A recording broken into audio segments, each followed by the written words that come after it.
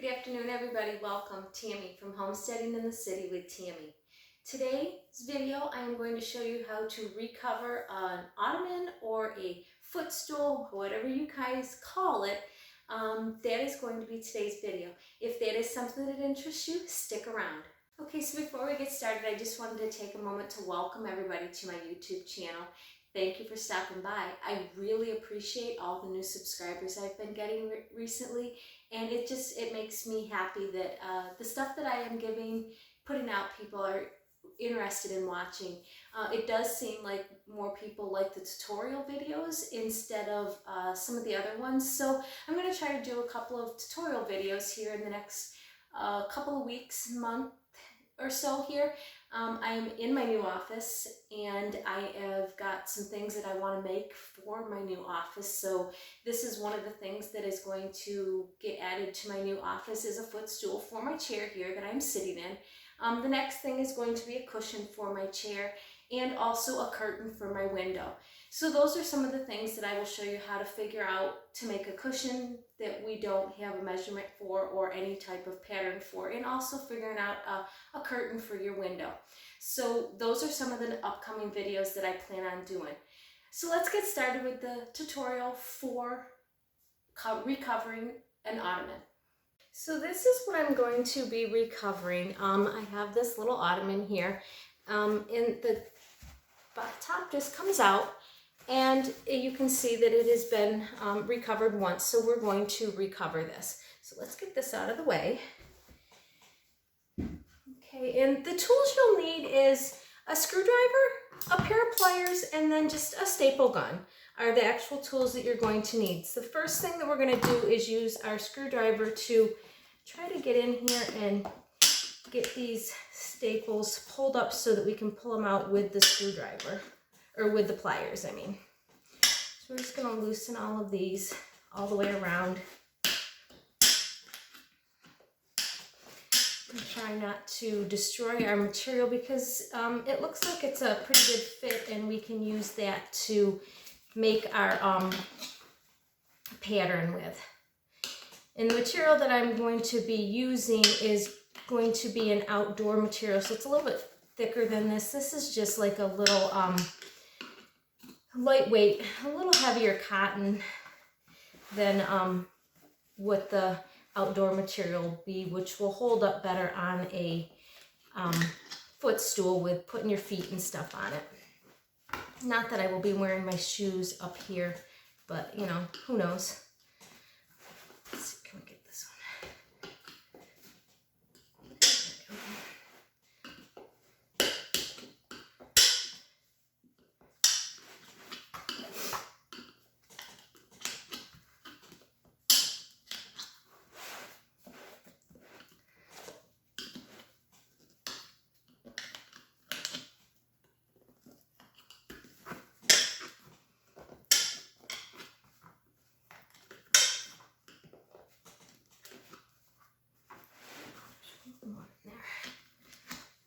Now that we have that, we can just take our pliers and we can pull out our staples all the way around that we have.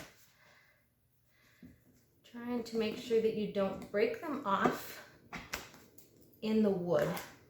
Otherwise they'll poke you when you go putting your other material down. So I just want to make sure that we can get them completely out.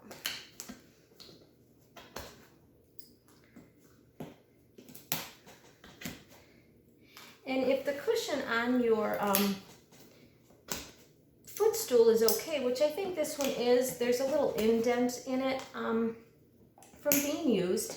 So I did get another piece of foam to add on to this so that it will be a little bit thicker.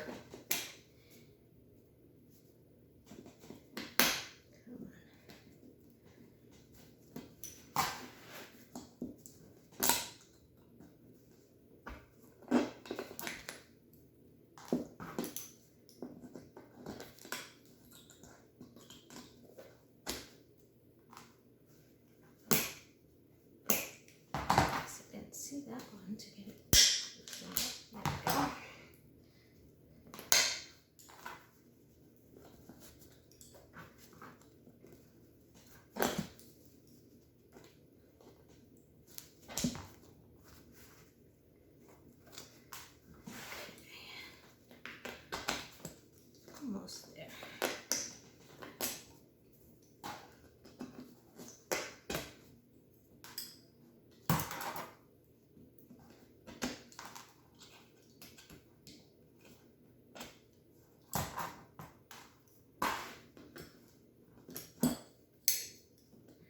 do this left-handed and I'm not left-handed, but it seems to work better left-handed. Because I'm trying to pull the wrong way. Oops, this one's all the way in there.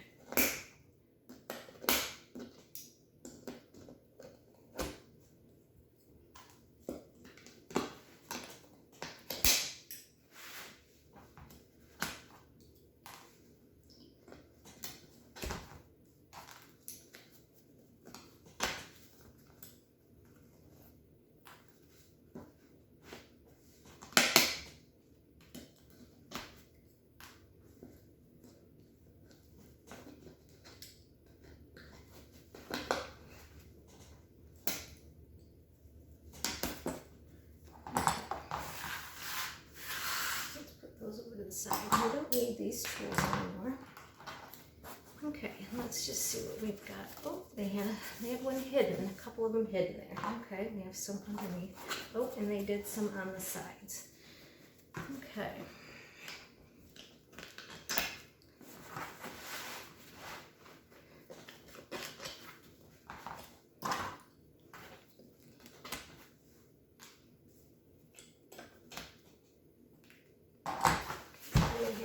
Here on the sides.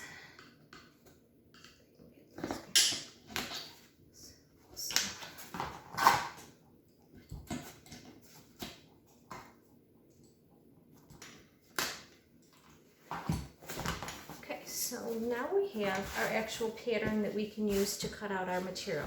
But it is actually pretty, it's okay. There's enough cushion there, but I actually bought another piece of foam that I will cut and add onto the top of that so that I can just cut around what I have. And I can just lay this on there and you can just trace that with a pen and cut that out. And that way you'll have that to lay on top before you put your thing in. So that's how you would cut and add new foam, is just trace your bottom and then put it on. If you have to replace your foam, you would want some kind of a cover like this. It just holds the foam. If you're getting regular foam that you would get for furniture foam, it's not as it's a little bit different. So this cover makes it a little bit easier, and this is just like interfacing cover that they put on. So you can do that. I'm not going to take that off. I'm just going to add this on top of that just for some cushion. Okay. So now I have my piece of material that can be my pattern. And can measure it out here. And it is 21 inches by 18 inches. So I can cut a square 21 inches by 18 inches out of my material that I have. So it's just a square, and then we can miter our corners and stuff like that. So let me get this situated here. And with this being as thick as it is, I don't need it 2 layers. So make sure that you only have 1 layer when you're doing this, so that you don't have twice as much material.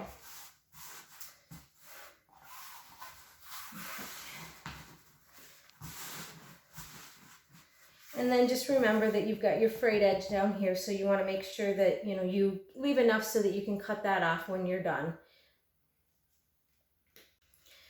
Okay, so if you actually have a rotary cutting tool and a straight edge, it works a little bit better. So we said 19 inches.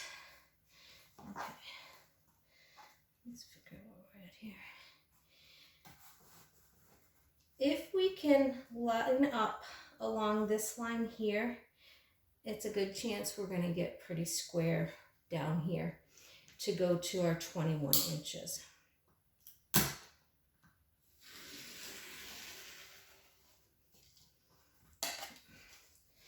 But since this was not square, I wanted to go a little bit further.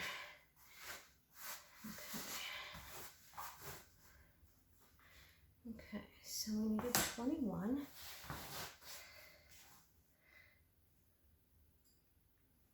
And again, we're putting it across our line on our mat that we have.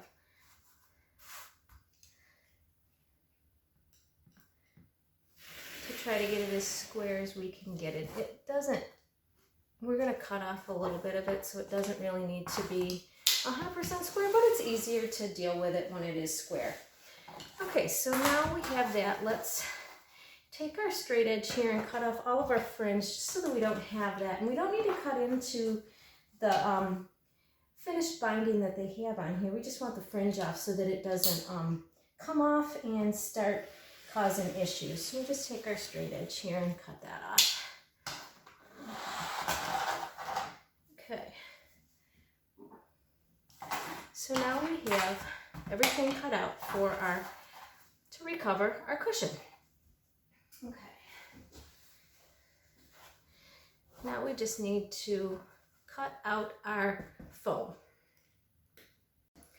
Okay, the one other thing that you can do if you're worried about your material fraying, you can always cut it with pinking shears, and that'll just, you go around it, the edge with pinking shears, and that'll help keep it from fraying once it's done. Since it's open to the air, since the bottom of it is open, it has a chance of fraying. You wouldn't have to do the selvage end because that is from the machine and that's got a good end on it that won't fray. But sometimes like this, it'll just keep fraying, and you pull a string and you keep getting strings to pull. So it helps if you go around and use pinking shears on all the ends, which keeps it from fraying out on you. So I'm just going to go do that real quick on all of my ends here.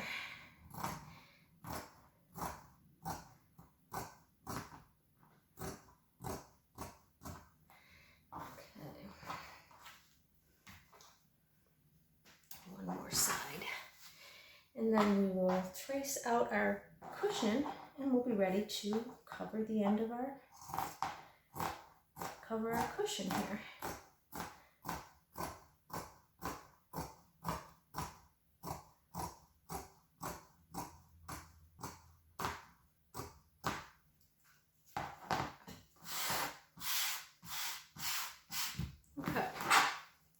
So we have that all cut out. Now we're going to take our cushion, and with our marker, we are just going to run it along this so that we know where our foam is. And then you just want to take some scissors that are not good scissors, that's something that would be on paper or something like that, to cut this out with. You don't want to cut this with your good fabric scissors. You'll dull them. So if you have a pair of scissors that are for paper or something like that, those are what you'd want to use. I have 4 or 5 sets of scissors here, and they're labeled if they're paper, so that we know which one we can get into and which one we can't. Okay, so I'm just going to center this in the middle of your piece. My buzz off there. And we're going to put this on top of it. And then we're just going to bring our material over. And we'll get our staple gun.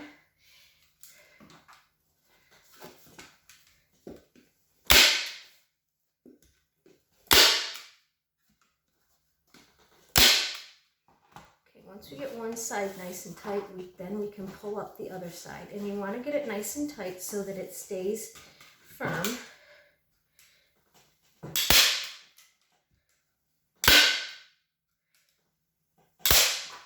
Okay. So, and then this is where we can fold in our corner like that and get that corner nice. And we'll put another staple right here so that it doesn't bring in. But that way we can get a nice kind of mitered corner there on that. And then we'll put some staples. Okay, and then we'll do our other corner. Put another staple here.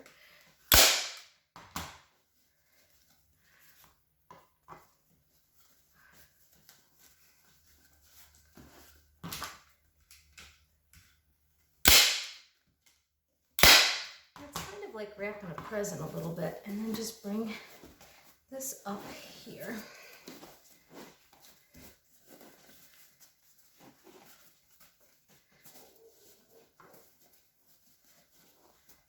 What's going on? There we go. This here, just so that it stays nice and square. There we go.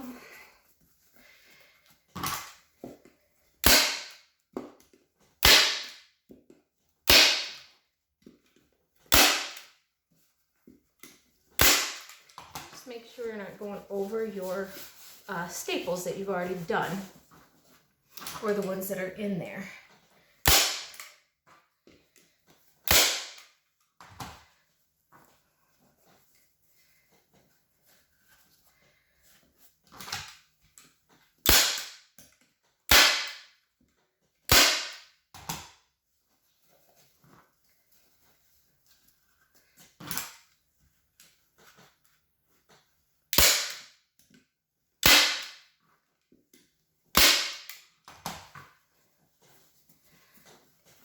Make sure we pull this nice and tight, because this is the last piece we have.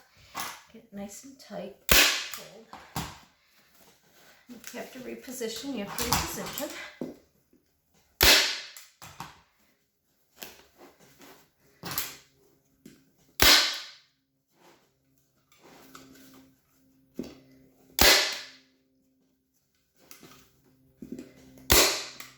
This is when you can go around and restaple everything to make sure that it's nice and it's not going to go anywhere. Get some extra staples in there.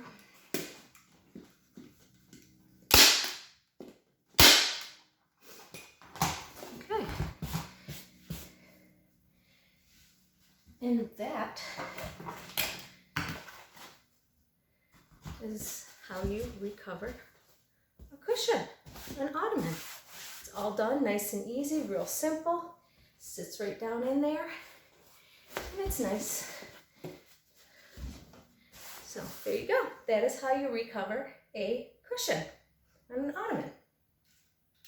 Well, that was it for today's video. A nice, quick, short tutorial on how to recover an ottoman, cushion for a footstool or something like that. It's nice and easy when they come out already and they're not actually screwed in. If they are screwed in, it's a little bit difficult, but the process is still the same, being able to recover this so that you can have a new cover on it. And it's a cheap way to update and make something totally different, look totally different from what you had. I mean, we had a real light colored one that showed a lot of dirt.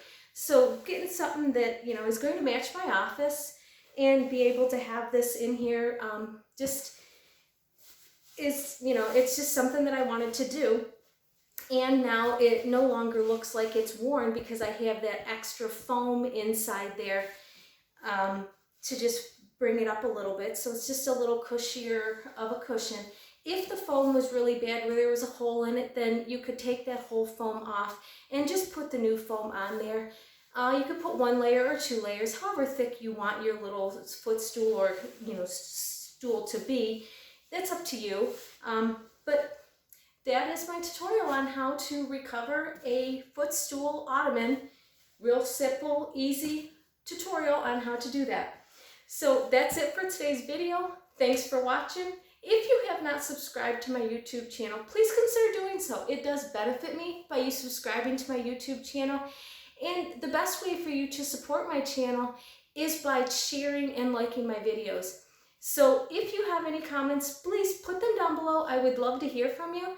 And thank you, and I will see you on the next one. Bye.